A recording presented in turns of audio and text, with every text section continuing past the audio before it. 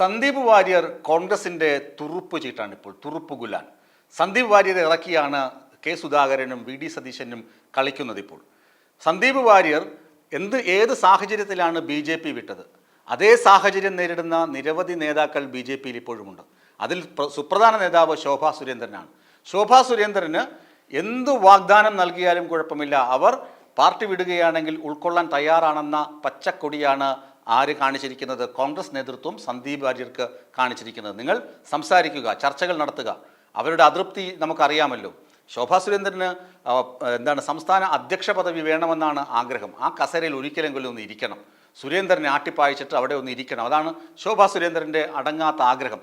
പിന്നെ മാത്രമല്ല, അവരൊരു വോട്ടുകൾ ശേഖരിക്കുന്ന ബി ജെ പിയുടെ മുഖമാണ്. ഏത് മണ്ഡലത്തിൽ നിർത്തിയാലും ഇപ്പോൾ P K Shrimati, K K Shailaja തുടങ്ങിയ സി പി എമ്മിൻ്റെ നേതാക്കൾ കണ്ണൂർ വിട്ട് വേറെ എവിടെയെങ്കിലും മത്സരിച്ചാൽ ഇത്ര ജനസമ്മതി ലഭിക്കുമോ എന്ന് അറിയാൻ കഴിയില്ല. പക്ഷേ ശോഭ അങ്ങനെയല്ല. ശോഭ കേരളത്തിലെ ഏത് മണ്ഡലത്തിൽ നിർത്തിയാലും അവർ കുറേയധികം വോട്ടുകൾ അധികമായി സമാഹരിക്കും. അത് പാർട്ടിയുടെ മുതൽക്കൂട്ടാണ്. ബി ജെ പിക്ക് ശോഭ ഒരു മുതൽക്കൂട്ടാണ്. പക്ഷേ സുരേന്ദ്രനൊപ്പം നിൽക്കുന്ന ആളുകൾക്ക് ശോഭയെ ഇഷ്ടമല്ല. കഴിഞ്ഞ ദിവസം തന്നെ സുരേന്ദ്രപക്ഷം ഇളക്കി വിട്ട ഭൂതത്തെ അറിയാലോ, ഒരു വിമർശനം അറിയാലോ. അതായത് പാലക്കാട് മണ്ഡലത്തിൽ കണ്ണാടി ഉൾപ്പെടെയുള്ള മേഖലകളിൽ ശോഭയും ശോഭാ സുരേന്ദ്രൻ്റെ ഡ്രൈവറുമൊക്കെ ചേർന്ന് വോട്ട് മറിച്ചു. അതുപോലെ തന്നെ പല കൗൺസിലർമാരെയും ശോഭ നേരിട്ട് കണ്ട് വോട്ട് പിടിക്കാൻ പോകരുത്, വോട്ട് ചെയ്യരുത് എന്നൊക്കെ പറഞ്ഞിരുന്നു. ആ തരത്തിലുള്ള വിമർശനം വന്നു. പിന്നീട് സുരേന്ദ്രൻ നിഷേധിച്ചുവെങ്കിലും ആ വിമർശനം അങ്ങ് കാറ്റിൽ പറന്ന് ഓണയറായി കഴിഞ്ഞു.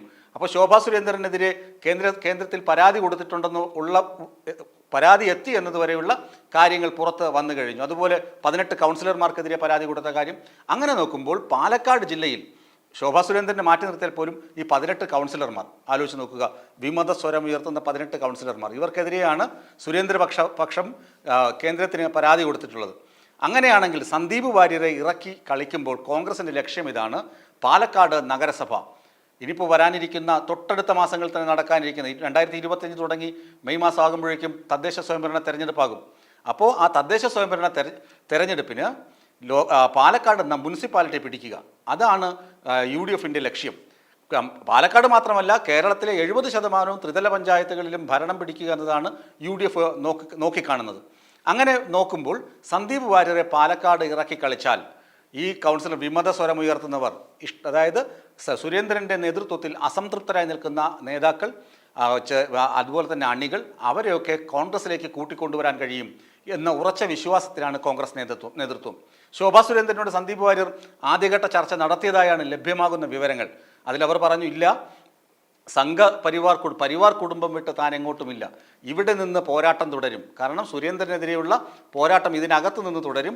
പരിവാർ കുടുംബം വിട്ട് ഇപ്പോൾ എങ്ങോട്ടേക്കുമില്ലെന്നാണ് വരുന്ന വാർത്തകൾ. പക്ഷേ പിന്നെ എപ്പോഴെങ്കിലും വരികയാണെങ്കിൽ അത് ആലോചിക്കാമെന്ന് കൂടി ഒരു ധ്വനി അതിനകത്തുണ്ട്. അതുകൊണ്ട് സന്ദീപ് വാര്യർ വഴിയുള്ള പാലമിടൽ കോൺഗ്രസ് തുടർന്നുകൊണ്ടേയിരിക്കും. ശോഭാ സുരേന്ദ്രൻ വരികയാണെങ്കിൽ അവർക്ക് വാഗ്ദാനം ചെയ്തിരിക്കുന്ന സംഭവം എന്ന് പറഞ്ഞാൽ, ഒന്ന് MLA 2026 തെരഞ്ഞെടുപ്പിൽ ഏതെങ്കിലും ഒരു മണ്ഡലത്തിൽ നിർത്തി വിജയിപ്പിച്ച് MLA ആക്കും, പിന്നെ മന്ത്രിയുമാക്കും. ഇതാണ് കോൺഗ്രസ് നൽകുന്ന വലിയ വാഗ്ദാനം. ഒരു സ്വപ്നമാണത്. അതായത് ശോഭാ സുരേന്ദ്രന് BJP യിൽ നിന്ന് കഴിഞ്ഞാൽ ഒരിക്കലും നിയമസഭയുടെ പടിവാതിൽ കയറാൻ പറ്റുമെന്ന് തോന്നി. ഈ അടുത്ത കാലത്തൊന്നും നടക്കുമെന്ന് തോന്നുന്നില്ല. പക്ഷേ കോൺഗ്രസിലേക്ക് പോയി കഴിഞ്ഞാൽ ഒരുപക്ഷെങ്കിൽ MLA ആകാം, ഉടനെ മന്ത്രിയുമാകാം. അങ്ങനെ ഒരു ഓഫറാണ് ശോഭാ സുരേന്ദ്രന് കോൺഗ്രസ് വച്ച് നീട്ടുന്നത്, അത് സന്ദീപ് വാര്യരിലൂടെ.